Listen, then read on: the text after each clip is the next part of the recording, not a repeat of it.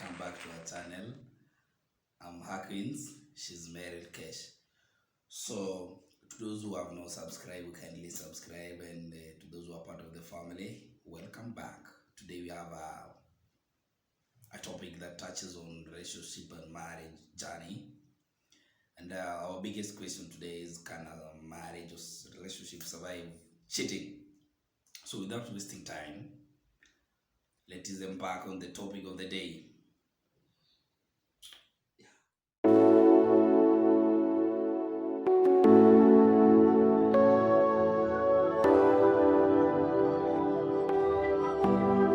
Hello, people.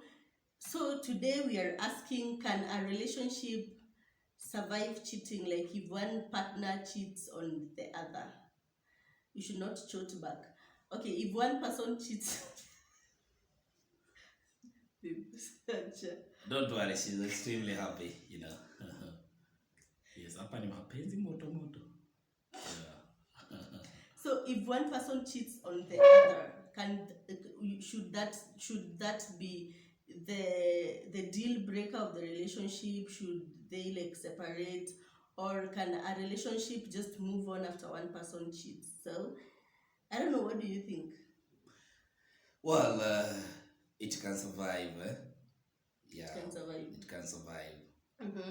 One, before I narrow down to my points, we all understand we are human. We are not perfect. Yeah, yes, we are. I'm not perfect, and you are not either. Mm-hmm. So one, it can, because if a man cheats on a woman and realizes his mistake, one, he must be honest with his mistakes. Because the essence of saying he should be honest, one, he should explain to his partner like what exactly happened. So he should be willing to be honest, open up about like everything that happened that led to that act of cheating. And also the reasons that made him cheat, like Yeah, and it is why? important. Yeah, it's important actually. So that's one of the reasons. But before even he opens up about why he cheated or the whole thing, I actually think first he needs to be remorseful. He needs to like acknowledge, I have done something wrong, like something that is extremely, it's not even just wrong, it is extremely wrong. Yes, if I don't read any act of remorseful, you know, your partner have to realize that you are sorry. you're sorry, you're remorseful, you are regretting your actions. You understand? And it's a healing process. The healing process, I have a few aspects to that. So after maybe getting remorseful, that is when we get to being totally honest. Like honest. This and this and this happened, and that is the process. That is the time you can never tell when someone is being honest and when they are not being honest. But at the end of the day, I always say the truth always comes out, whether you're looking for it or not. Yes, the truth always comes out. Truth is buoyant. Truth is buoyant. However long you suppress it, one day it will surface. So, and if you value about your relationship or your marriage, you have to rise above all that for it to survive. So the second thing, I think you have to cut ties with the person you cheated with. Social media, block the contacts and everything. But before we get to the cutting ties, yes, I am still at the point of being honest. Like being honest. How honest should you be? Because there are people who just want to be told, I cheated with this person, and that is all. But there are other people that want to go through the details, because going through the details is part of healing. Like you have to say it happened here, with this time, there are people, those details are important in Okay, healing. yeah. Because if you just say, I am sorry, it happened with this person, I will still be left with questions. Under Where which did it circumstances happen? and the environment. Yes, you need to be like, there are people that want you to be 100% honest, like give full details. Yeah, she's making sense. That is part of healing. It is not just the honesty of, it was with this person, it was, there are people who want to know even how many times you did it. Is it twice? Is it once? Okay. Did it just happen once? Was it a long affair? Since when? Those details chini ya are maji, very unajua. very important for this other person to heal. It Well, is very important. That type of honesty, like we met on our first date, we met here and we did it here, and then the second time we did it here. That is very important in this other person's healing. Very important. Okay, on being honest, actually, as a man, I'll explore all the avenues for my partner to understand what exactly transpired, the reasons, the environment, everything. I have to tell her why I did cheat.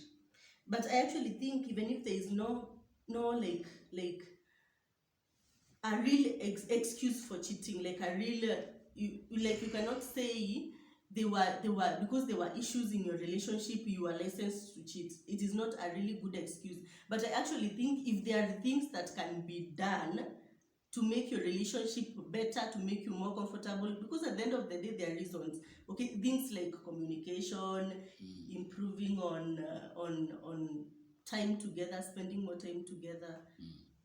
Also on the other game, if you can improve on that, then I think also it can be done, because there's no like real reason that gives you the license to go ahead and cheat, okay, or to hurt this other person's feelings. But if there are things that can be done to improve your relationship, then well and good.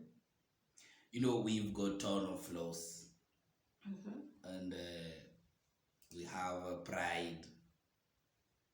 But at the end of the day, if you rise, as I said, if you rise above all that, it falls under honesty, actually, because I'll be open enough to my partner to tell her everything. And when she looks at me, she's like, well, he admitted this and this, what happened.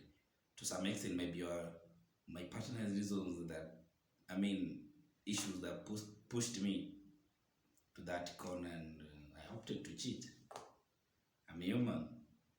But still, that is not an excuse. Okay, that's not an excuse. Because but you also had an option of going to your partner and saying this and this and this and this is happening. That is also an option, because cheating is just not always the option, so it is still not an excuse. But if you can improve on things, then I think it's okay.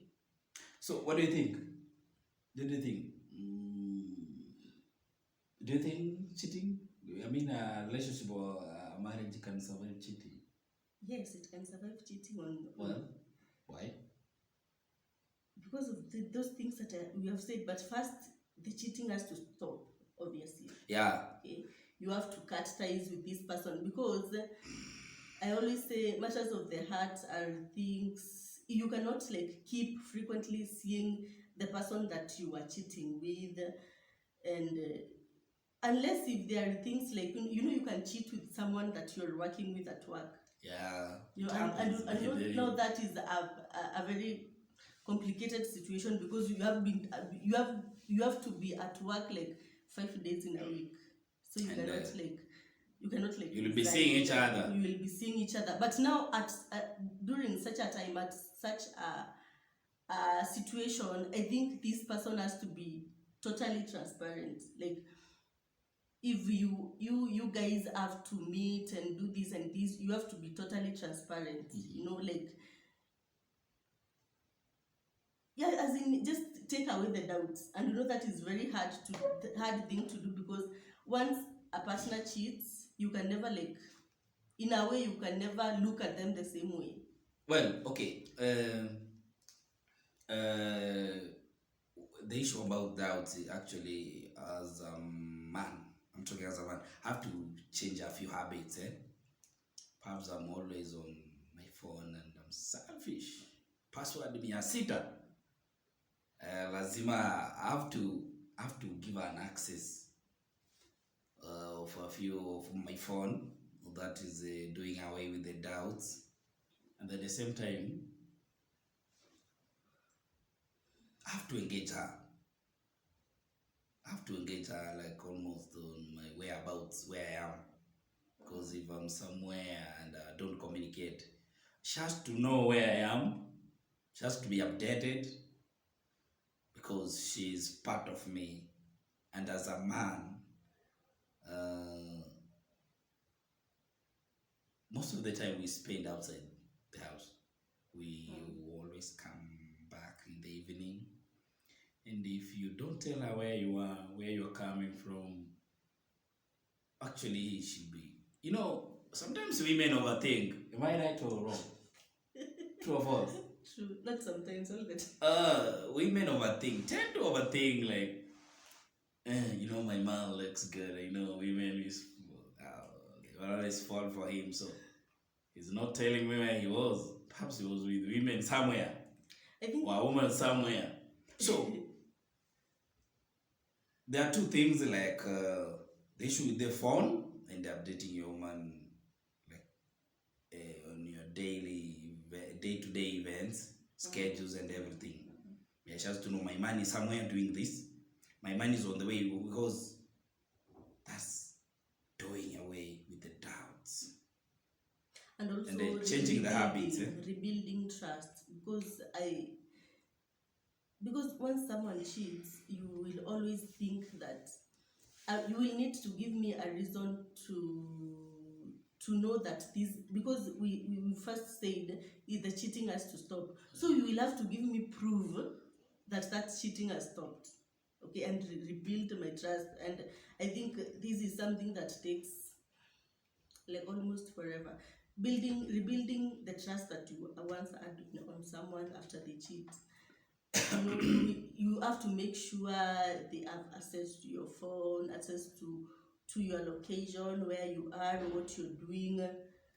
If you are still with, if you are working with the person you cheated on, if you are with them, you have to be like totally 150% transparent with the Actually, absence and everything. Actually, when I cheat with someone who knows about my status, either married relationship, and happens like my woman finds out, I have to be bold enough to face the person I cheated with. Like, you know what? We made a mistake. I've hurted my woman or my partner, and I feel it's not good. Let's just be friends. If that's okay with you. Friends with someone you cheat with. Come on. There's a language to. There is a language. There's a language to do away. There's a language, escaping language. I can say we be friends, but I'll be cutting ties slowly. I'll be cutting ties. Like, you cannot cut the ties slowly. You are going to cut those ties abruptly, like right that minute, not slowly. Well, I get your point. Because you also have to show this person is important to me. Okay? Yeah. So once he or she understands that you cannot do that again, you can also not be friends. Because let me tell you, people that have, let us take the cheating like having sex. Cannot be in one room together and not have it again. It doesn't matter whether they are friends, they are sisters. No, let us not sugarcoat this. You cannot be friends with someone you cheated on. You can't be. Well. You can't be friends. You can't even chat. You can't. You have. So your point is we cut ties immediately, right? To cut ties. Okay, someone I'm working with. Because I'm taking for this example. You cheat with someone. Today I find out, and then tomorrow I see you chatting with that person. How do I take that? How do you expect me to because what you are doing, you're sabotaging my trust more, and rather than building it. Well, you are cutting ties immediately. Okay. Not slowly. So okay, for someone who is your workmate, it's kind of tricky situation, It is not because at tricky some because point she will call me it doesn't. She doesn't have to call you matters concerning the job. Trust me. unless if she's your assistant. But if you're just working in the same building or working in the same company, what does she have to call you? But matters concerning the job. No, no. No, at some point, at some point, No. and motherfuck. So, Because so I don't think you are cutting ties slowly now. It has to be immediately. And then I think after cutting ties and working on the underlying issues, why this person did this, we said there is no reason, but if you can improve on your relationship, then well and good. And then now you have to start all over again, like from zero. Once trust is sabotaged, my friend, you have to start at zero. It's like you're knowing this person anew. It's like you're knowing them anew, and then you're knowing them with these fresh woods. So they have to start building back trust and trying to redefine themselves, because whatever you know about them now is something like that is not really pleasant. So they have to begin redefining themselves. Say they have to do things that will show you, I am not this person, now I am this person. Yeah. It's like redefining themselves. And in conclusion, so our last point, we can conclude you still have a chance to visit a counselor or a therapist. Yeah. And that's the last option. So guys, actually I always think that seeing a third party, but I also, by the way, I had another point also on whether the relationship will survive the cheating or not. Also depends on the kind of people you open up to, because especially for women, we like talking about it, and talking about it is also a good it's also a good way of healing. But I would always encourage, if you have to talk about it, maybe talk about it, maybe talk to your therapist or to your pastor, because therapist is also expensive. You can talk to your pastor. Your pastor is free of charge. You can talk to your pastor, because if you put it out there like the way people put it on social media, every other person is going to have an opinion, and they all maybe want social media opinions. So if everyone, especially the opinions of those many people, you don't expect them to be like you can get back together, And also, I always think, if maybe a person has cheated and maybe you add kids, healing from that doesn't also have to be you and him getting back together. But even if you would have to work on a way you can raise kids together, like co-parenting. Yeah, if you can co-parent and still move on with your own life, because it is also really hard to move on after you had a relationship that someone cheated on you, because you are emotionally damaged. So actually healing is not always okay. Most of the time it is going back together, but it is not always that. If you could also find a way of you yourself moving on with your own life peacefully and healing from that, and being able to love someone else, because after that it is really hard to commit to another person. Well, it is also a good way. So that's our conclusion. And an issue about the therapist or counselor, that's our last point. There's a reason why we put the last point, because involving a third party sometimes doesn't count on everybody's opinion. But at some point, therapists or counselors, they are always stand on neutral grounds. So that's our conclusion. And also, a therapist is a neutral person. Yeah, a neutral person. He or she is not your friend and is not his friend. It's just someone out there, a third party. And also, by the way, looking at your relationship from a third party's view is a good way to see if this thing can work. Because when you look at your relationship with you, like if you are into the relationship and you look at it, you have you have emotions and feelings, and in a way you could be too blinded to see the truth. Anyway, a third party basically adds a voice to your healing journey conversation. And it also will take you through the Yeah, healing and the the healing. questions you need to ask, because there are questions you need to ask you yourself do not know you need to ask them. And that healing can take up to 2 years. It's a long process. It's a It's a long commitment. process, especially Love building is a the beautiful trust. journey. Love is a beautiful journey.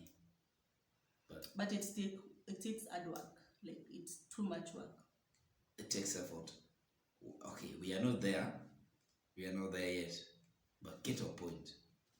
Get our point. So, Yeah. guys, Thank you so thanks much for your time. watching. Please, Subscribe. if you happen to come across our link, kindly share with your friends. Yeah. Extend that hand. You know. Also hit on the bell button to get notified every time we post a video, and we love you so much. Thank you so much, guys, for watching. So those who have subscribed, Mwah. we really appreciate. We appreciate for that See gesture. you later. Okay. Thank you. Next time. Bye bye.